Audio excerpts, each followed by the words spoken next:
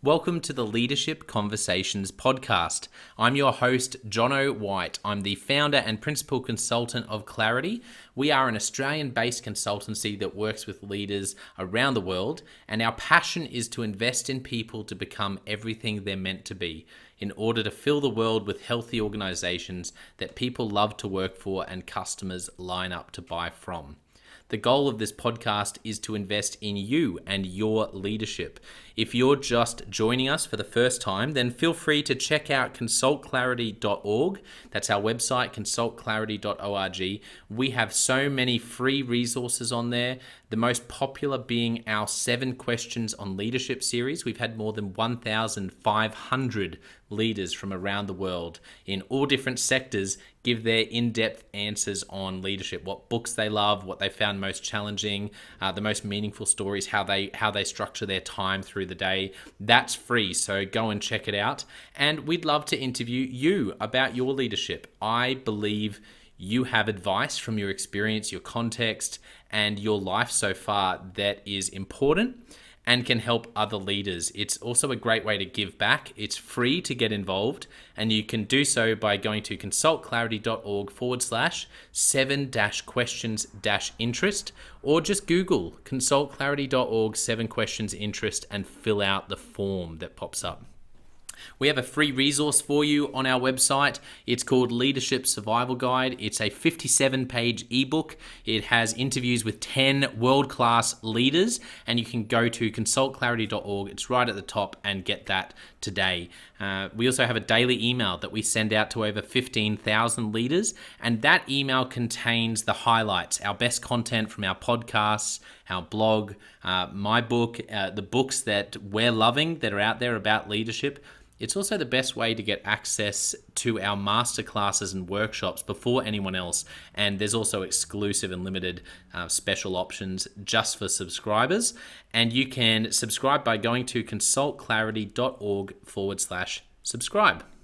Now, my gift to you is to work incredibly hard to provide the best leadership content I can to invest in you and your leadership. So if you're finding our content helpful, if you find this podcast helpful, then your gift to me could be this. If you do find it helpful, then write a review or rate our content and make sure you subscribe or follow. I can't emphasize enough how helpful that is. It really does help us to get the word out there so we can invest in more leaders to become everything they're meant to be. It also means a lot to me personally when people like you and people in our community share our content on social media. So if you do that, then please do look for me, Jono White, to tag me, and look to tag Clarity on whatever platform you're on.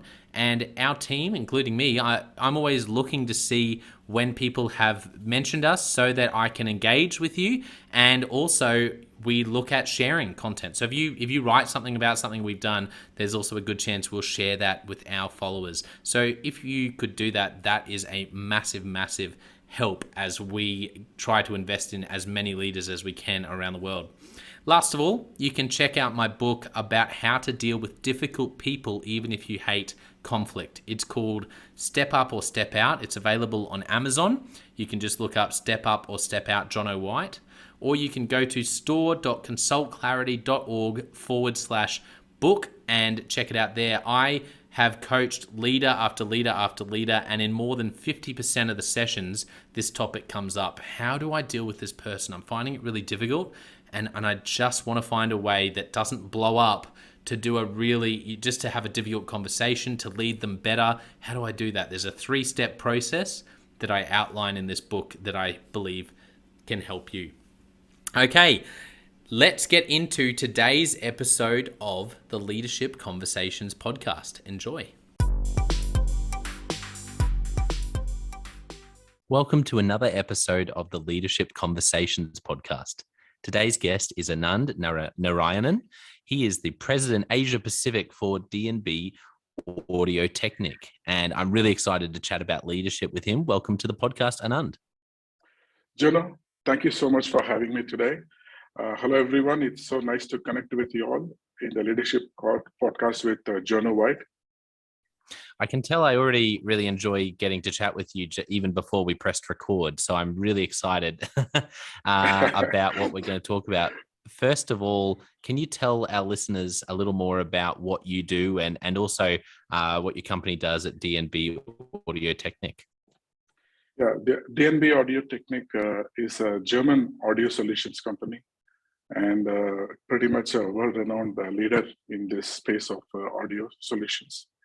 And I mean, if you want to relate what the solutions are used, some places like Sydney Opera House, then the Esplanade in Singapore, and then the LG Arts Center in Korea. So these are some of the world, and Royal Albert Hall in London. So these are some of the big venues, performing venues, which use this high-tech solutions. I'm tasked and I'm humbled to be leading the team in Asia Pacific as a president, and I'm responsible for the growth in Asia Pacific region, Jono.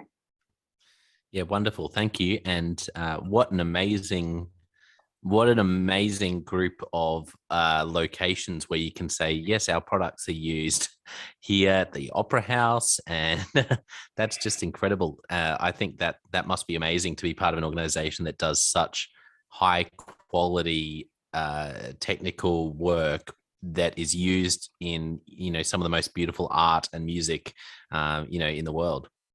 Yeah, absolutely. So let's find out a bit more about you. I would love for you to share for our listeners some of the moments as you look back, even as far back as childhood, when you were little. What are some of the moments in your life that have really shaped you becoming the leader and the person you are today? Okay, thanks. This makes me a bit nostalgic when I go back to my childhood and start thinking the way I've transpired. I come from a Indian family background in a city called Bangalore in India. Humble beginning where parents taught a lot of values, and some of the key values that resonate for me in life are being sincere to your work, hardworking, yeah, and giving the best in whatever you do. So that's how the values have always shaped up me as a person. And then the competitive nature in India. You need to be really hardworking to get through this competitive landscape in India. Yeah, and then I have climbed through the ladders, and I was very fortunate that after my studies. I got chance to kind of dirty my hands, learn business and technology implementation by dirtying hands and working directly in the field. So this is a rare opportunity for one to get because you learn a product or a technology hands-on. So then moving along in the career ladder, then kind of progressing well in the career space, and finally I got to move to Dubai. That was in 2007.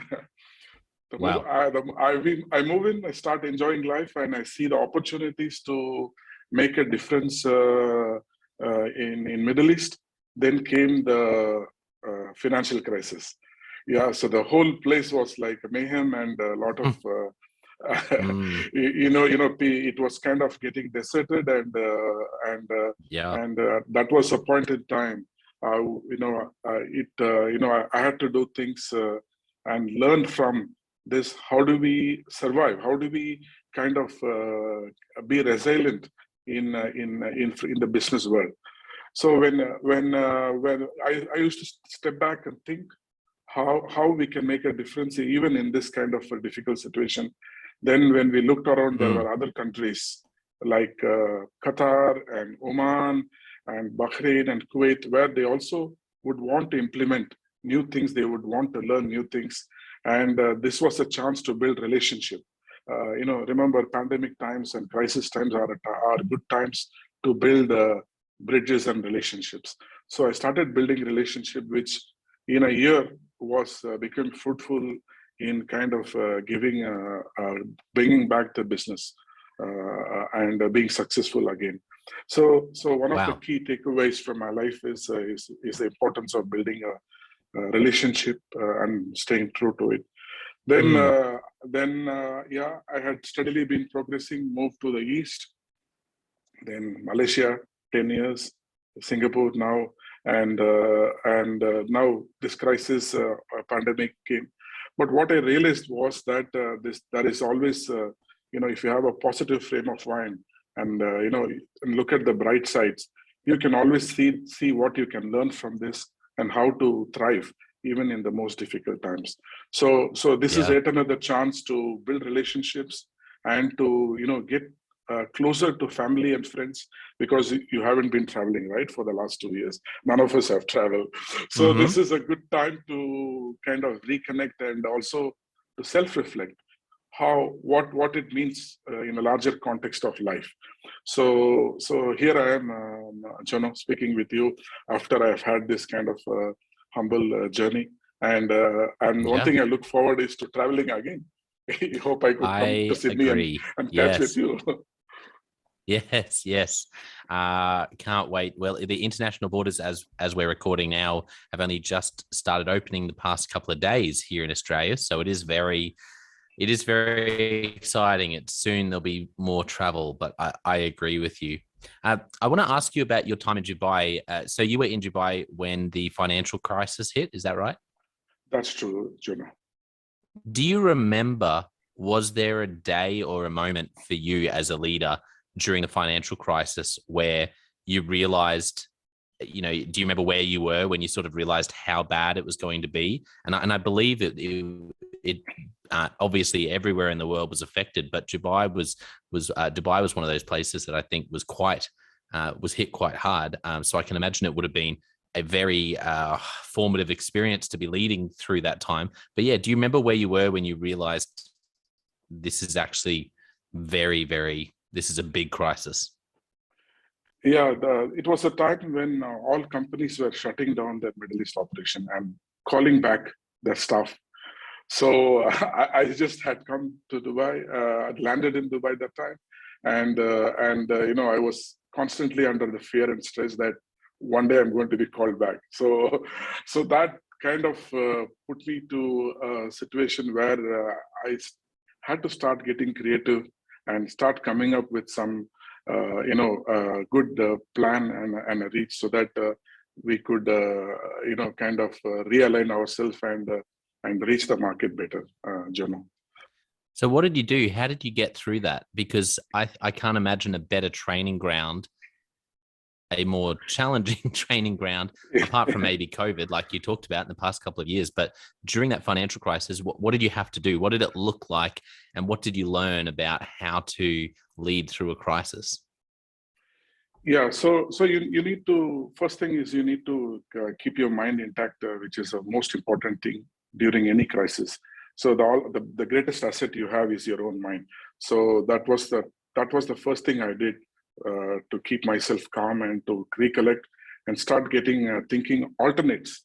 So if all these doors are closed, definitely there should be some doors that are open. So be optimistic and start looking for that.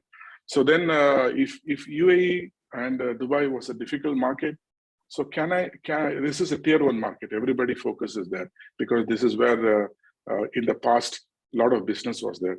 So then when you start looking at the next best alternatives where we can start focusing and growing, then I found the tier 2 markets, which are in Qatar and Oman. And these are the countries like Qatar, which were upcoming that time. So they really wanted to make a difference to their country. So when you go talk to them, they would really welcome new ideas. And once you strike a relationship, that creates a lot of ideas exchange, and that actually led to a big breakthrough in Qatar when the Prince of Qatar said, let's go and get this thing done for our infrastructure. Yeah. So these are some of the good things, Jono. And obviously you must have some skills in building relationships, and I can imagine that would have been a big pivot to make, to go, wow, okay, some of the places that were the obvious places to build relationship and grow business are now really struggling. And so you started looking at places like Qatar. What advice would you give to leaders who are listening who maybe are in a similar situation through COVID, where they have found that some of the places that have been really successful for them, they now need to go and look elsewhere? What advice would you give on how to develop new high quality long-term relationships in a new market? Yeah, the first thing is to have an open mind, Jono. So we should be humble enough to have an open mind and to look at things in step back and look at things in a larger perspective. So then that will lead us to many options that we have never explored in the past. And second is to be really mindful and being present and working with empathy, because all of us are in the same situation. So once you start showing empathy, then this kinds of builds a bond with others. So this mindfulness also calls for being self-aware. So once you are self-aware, Yes. then you will do the right things. So I think these are all highly interconnected. But the first things first is to have an open mind, Arjun. Is there anything that you found helpful, like bringing people in, doing particular exercises with your team, habits around reading or watching different things? Is there anything you can give advice around in terms of having an open mind? Because I think it's such powerful advice, but I'm guessing there's probably some things that you do in your life that help you to do that. Yeah, I mean, uniting people. I mean, that's what leadership is also, right? It's kind of exciting people for a common cause. So once you show a vision that this is where we want to go, and then unite people as one team, then half the battle is won. So I would start with that. You don't need an external third party coach or a consultant to come in, but it's always beneficial if you have a good coach around you, so that somebody views from a third perspective of how we are doing, an extra pair of eyes, and be able to coach us in that direction. So we had also been asking people to walk in and kind of guide us through how we ran through our strategy, how we reprioritized, and stuff like this, Jono. Yeah, that's really helpful. I think you're right. If you have the resources to have someone external come in, then I feel like as a leader that can be I'm obviously biased because I'm one of the people that does that. I come in and I help organizations. I think it can take a weight off the leader's shoulders and help you to not have to facilitate, but be able to be part of the room and part of the team as you brainstorm and look at and try to look at different things that you may not have seen. But even if people don't have the resources for that, I think questions are so powerful, and I love asking questions. It's one of the things I always ask in this podcast. I love finding out people's favorite questions that they ask. And the thing that leaders who don't have the resources to bring in external help can do is just make sure that when you are meeting with your team, you are careful that you don't speak too quickly, because as the leader, people will defer to what you say, and ask great questions. And if you don't have good questions to ask, then find out. Go and talk to some people and get some advice. And it's even little things as well. I always say to people, where you can get your team members to these are little things that I do with teams. Get people up and moving around the room. I know that sounds simple, but when you're working with a team and you want to engage your team, get everyone moving around. Have people actually come and either write down on paper or at the board what they think, so that you're getting everyone's thoughts. And rather than just having that sort of group think, and then be slow to talk and just try to hold back what you want to say for a long time. And I think just doing those little things as well can be helpful as a starting point. Absolutely, Jonah. You just nailed it. And then the importance of having a coach, if you could afford one, because it gives you, it takes away the baggage from you and also the bias with which you are. So they see it from a different perspective than what you have been doing, because you might be hugging a tree and you will miss the forest. Yeah. So somebody could look at it from a different angle altogether. Yeah. And second is all these subtle things you said. These what makes great teams. and then they direct it. It's a human's nature that, if you have observed, when people go for a break and come back, they go and sit in the same seats, even though that has not been assigned to them. So one small change I used to do is, guys, you should not sit in the same place when you return back. So that kinds of scrambles them, and then gives a new energy to the team.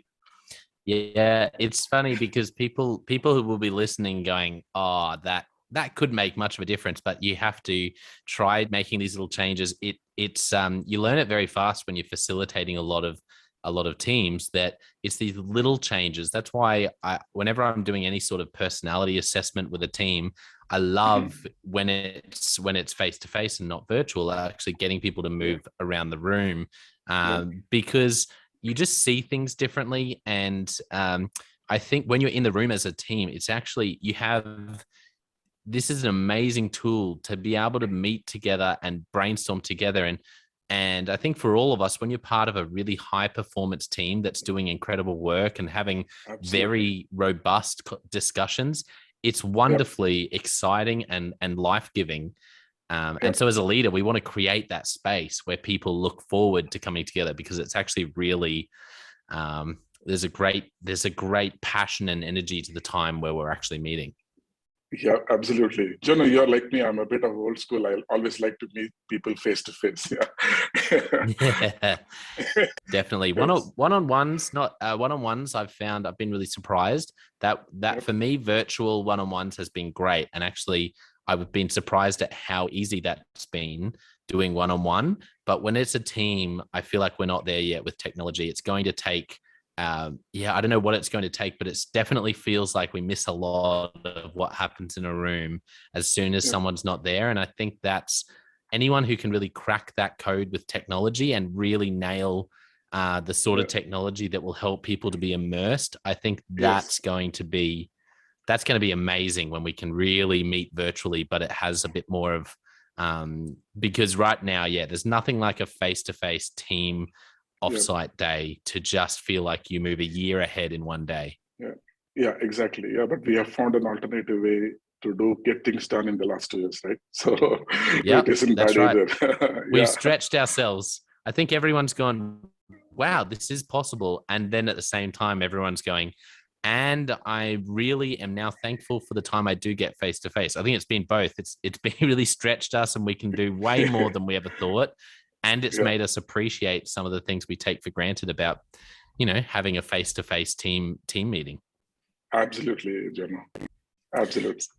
So tell me about COVID, when COVID hit in 2019, and for you as a leader, Anand, how did you manage that? How did that sort of, what challenges did that bring for you, and what have you learned, and how have you overcome those?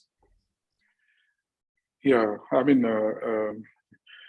COVID has changed entirely the way we work, and all our assumptions and our paradigms have been challenged. So it was a good time to regroup and come as a team and be able to look at now things in a different way, because now digitalization has caught up. So it's also growing very fast.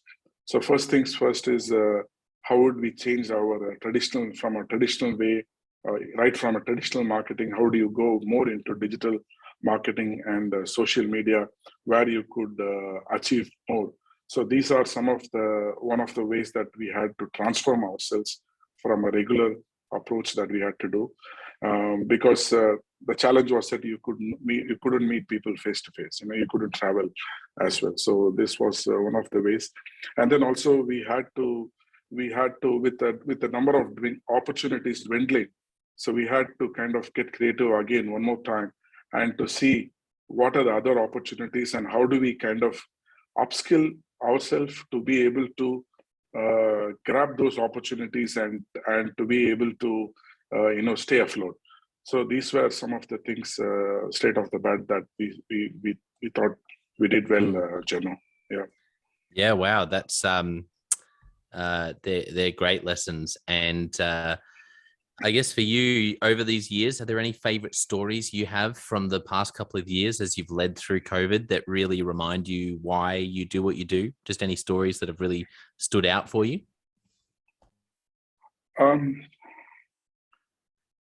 Yeah, how would I say?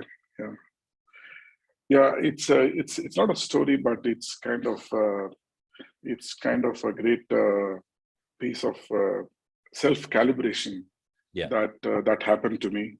Is I'm not saying money is not important. Money is very important in life, but it led to a kind of a self-awareness that a true happiness and a good life is beyond being a bit materialistic. It's also about creating memories, experiences, and laughter together as a team. So this was one of the biggest takeaway because work is part of life. So if you step back and start looking at life, it gives you more meaning and more sense of purpose. It's a personal insight that I got in this COVID journey.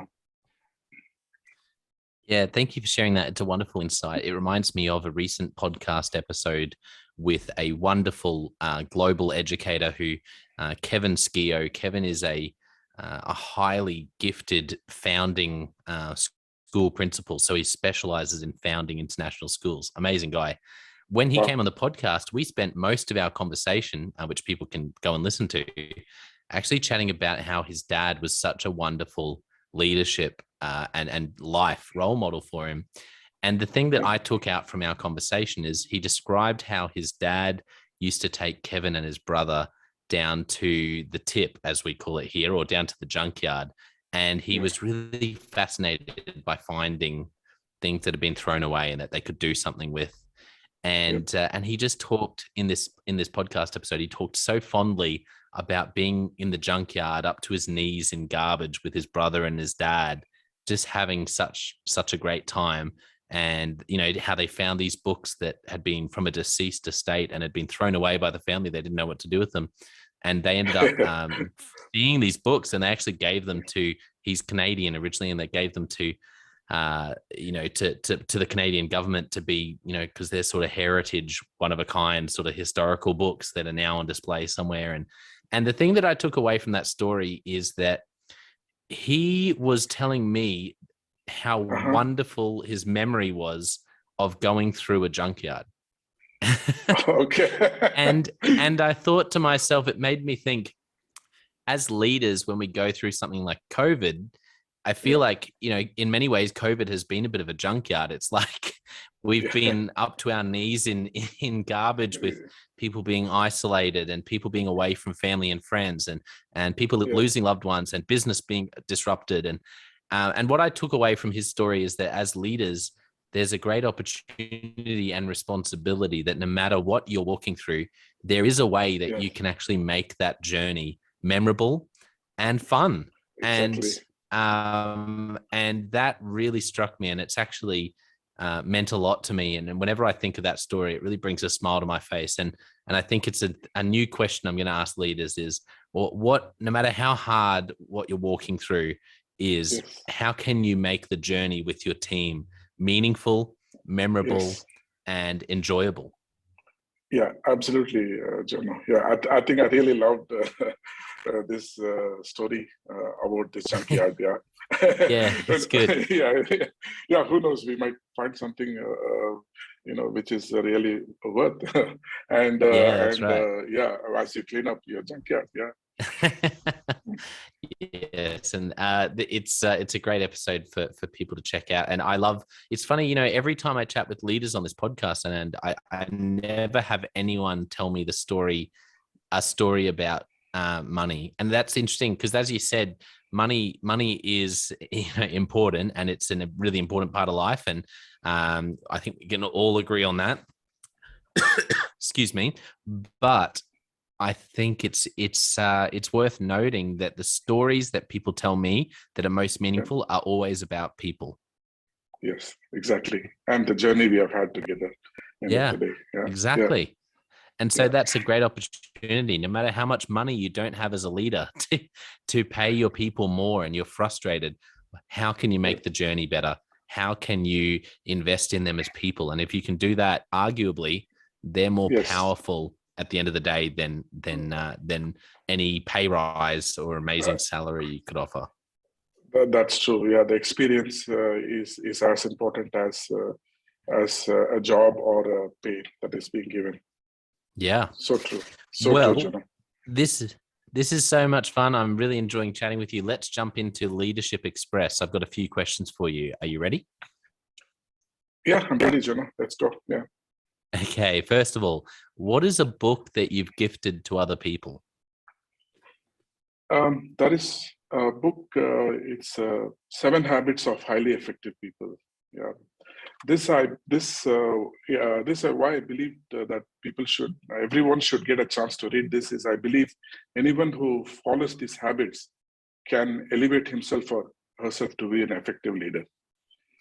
Yeah, that's a wonderful recommendation. Thank you. Yes. Brilliant. For you at the moment, are there any podcasts or books, podcasts you're listening to right now, or books that you're reading, or blogs that you're reading that are really you're really enjoying? Yeah, just to kindle my thinking, I do read a lot of cases with Harvard Business Review. That's from a management view, but from a general life view, I listen to the podcast and videos of there is an Indian guru named Jaggi Vasudev, and his teachings are pragmatic. It's easy to relate, and it's not connected to a religion. So I do that just to get an inspiration, Jana. Yeah, thank you. What was his name again, so people can look it up? His name is Jaggi Vasudev. They call him Sadhguru. Sadhguru. Yes, I have actually seen. Now that I think of it, I think I've seen him on Instagram. Sadhguru. That's the one place that I've seen him. But there you go. Yeah, another great recommendation. Thank you, Anand. Yeah. Okay, here's a question. I mentioned this earlier. I love asking leaders like you whether you have a favorite question that you use. Say you're in a team meeting and you want to ask a question to your team to find something out, or you're sitting in a one-on-one with one of your team members and you want to, or with a client and you want to build the relationship. Do you have any favorite questions in any of those settings that you always use? Yeah, I would that's one of my favorite questions is given you have 1 minute, what is that most important thing that you would choose to do right now in this 1 minute? Who would you call, or what would you do, and what is that will inspire you in this 1 minute? Oh, I like that. I've never heard that before. If you only had 1 minute, what would you do? Who would you call in this 1 minute? Thank you. That's good. I like it. Okay, another question. What's a recent leadership lesson you've learned for the first time or been reminded of? It's being mindful, Jono. Mindful leadership is looks at being present. It's being open-minded and working with empathy. So mindfulness also calls for being more self-aware on a higher purpose, Jono. Yes, that's a wonderful lesson. Okay, what is a commonly held belief in your industry that you passionately disagree with? Yeah, the perception about owning equipment, technology, which people generally see that is kind of I need to pay a bit more. Why should I pay? That's a kind of mentality generally it's there. But the thing is to look at it in a larger perspective of what value does it give for me in terms of quality and reliability over the lifetime of the gadget or lifetime of the equipment that I'm going to own. So this is what I've been kind of trying to change and challenge, is not to look at myopic way of how much does it cost, but what value you derive out of it over the course of its life. I mean, everyone knows that an iPhone is expensive compared to many other smartphones. But why do people choose an iPhone? Is because of the value that brings along with it over the period of its life.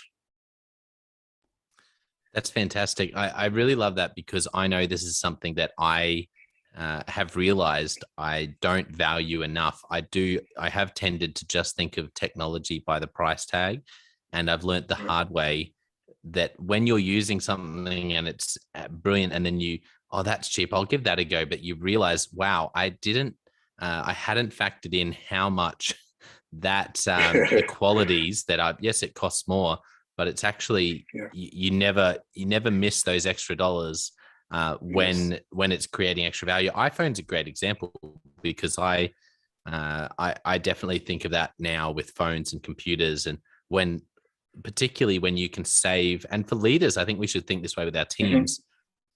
It's one simple way you can remove roadblocks for your team.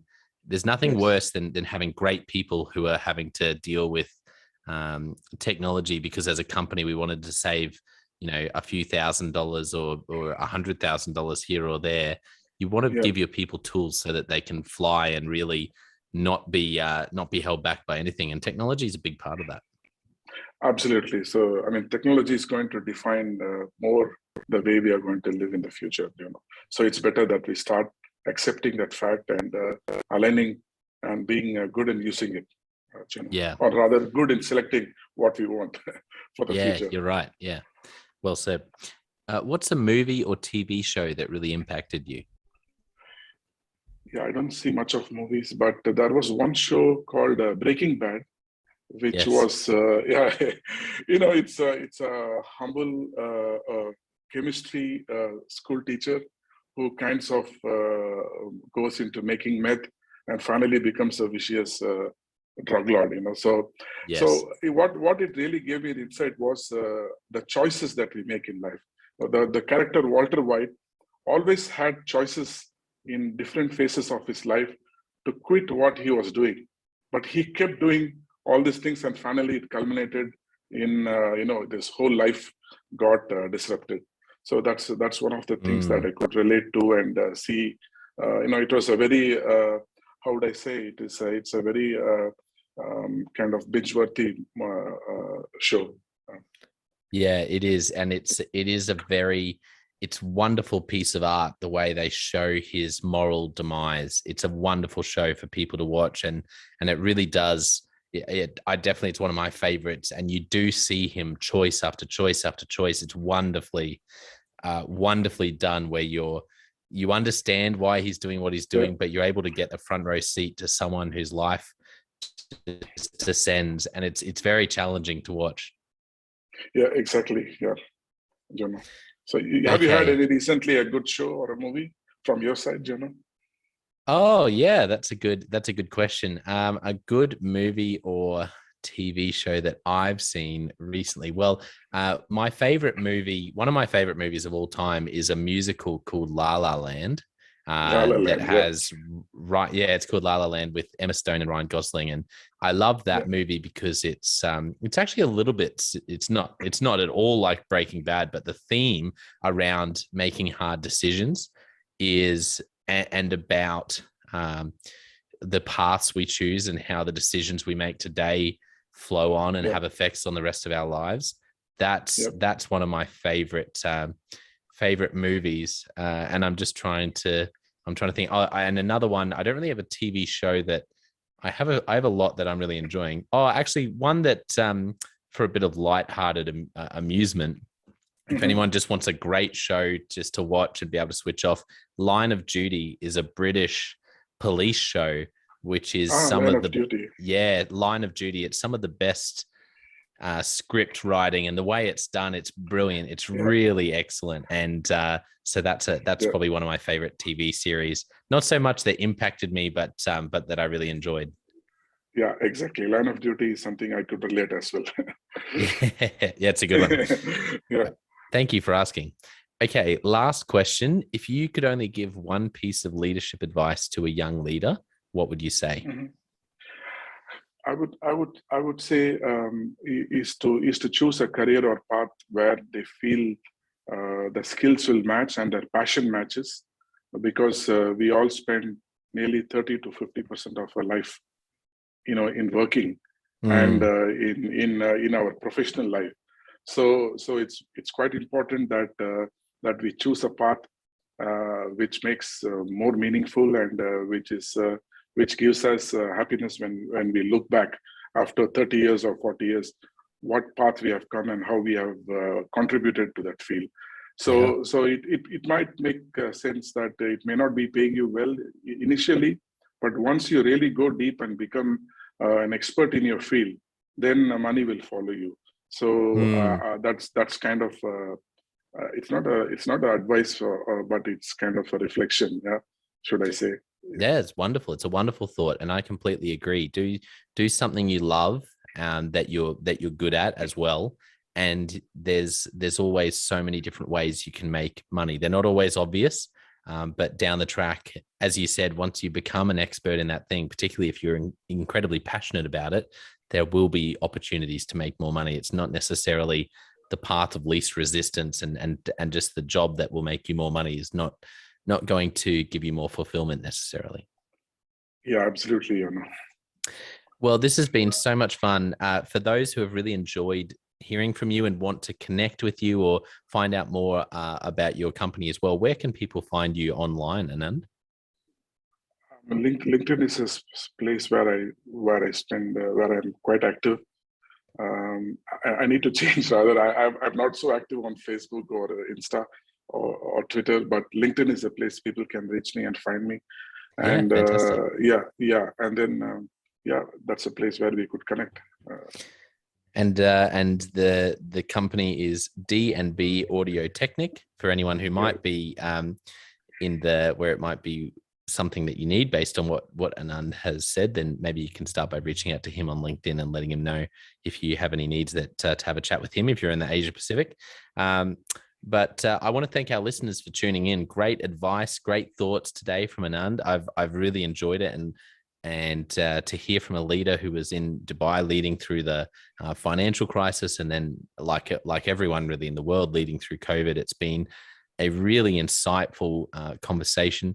For our listeners, don't forget, I also have the John O. White Leadership Podcast, where I give you different tips on how to build a high performance team, or how to do accountability well with your people, those sort of things. And the Leadership Question of the Day podcast, where I ask you a different question every day to put a stone in your shoe and challenge you as a leader.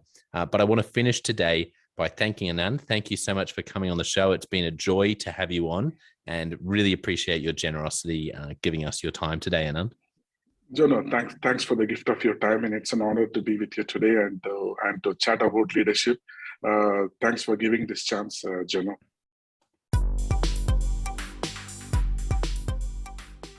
Well, I hope you enjoyed that episode of the Leadership Conversations podcast as much as I did. If you're joining us for the first time, don't forget to check out consultclarity.org. That's our website, consultclarity.org. We have so many free resources on there, including our 7 Questions on Leadership series. We've had more than 1,500 leaders from all over the world in all different roles, in different industries, answer these 7 questions on leadership, and leaders give these in-depth answers around how they spend their time, a book that's been significant for them. It's just a gold mine. It's completely free to access, so go to consultclarity.org and look for that. We'd also love to interview you about your leadership. I believe your experience, your life, your context means that you have advice on leadership that other leaders can learn from. Yes, you, if you're going, not me. Well, no, I really believe you would have something to add. So if you're looking for a way to give back, it's completely free to get involved. And we would love to interview you through the 7 Questions on Leadership. You just go to consultclarity.org/7-questions-interest, or Google consultclarity.org 7 questions interest and fill out the form and get involved. We have a free resource on our website called the Leadership Survival Guide. It's a 57-page ebook, 10 world-class leaders giving their thoughts on leadership, and that's completely free. It's available on our homepage, consultclarity.org, right at the top, so make sure you go and get that and download it today. And we have a free daily email that you can subscribe to. We send this out to over 15,000 leaders from around the world. And it contains the highlights of content from our podcasts, our blogs, our books we're reading. It's got the best content, And it gives you exclusive, limited, early access to our masterclasses, workshops, new products, special offers. It's all for our subscribers. You can go to consultclarity.org/subscribe and join 15,000 other leaders. And my gift to you is to work really hard, particularly through the Leadership Conversations podcast. I have been blown away by the quality of the leaders, and I'm learning as much as anyone in doing these interviews. So I'm having a great time. And my gift to you is to keep lining up the best leaders I can to invest in your leadership.